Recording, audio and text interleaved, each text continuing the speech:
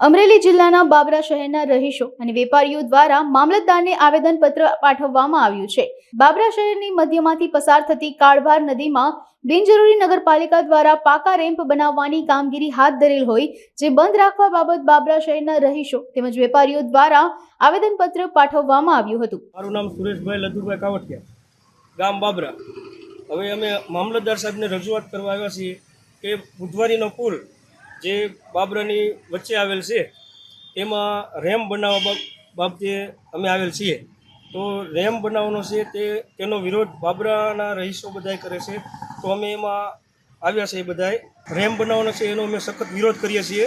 નિશાણવાળા વિસ્તારમાં જે પાણી હાલ પહેલાં પણ ઘૂસી જાય છે, તો રેમ્પ બનાવ્યા પછી પાણી તો પૂરેપૂરું ફેલાઈ જવાનું છે, તો બધાને તકલીફ થાય છે એમાં। એના હિસાબે અમે મામલતદાર સાહેબને રજૂઆત કરવા આવેલ છે અને અમે નદી કાંઠે રહેવાવાળા નદી કાંઠા વિસ્તારના રહીશો છીએ। હવે ત્યાં ગયા વર્ષે પણ પાણી ઘૂસી ગયું હતું। આ રેમ્પ બનાવ્યા પછી શું થશે એ નક્કી જ નથી।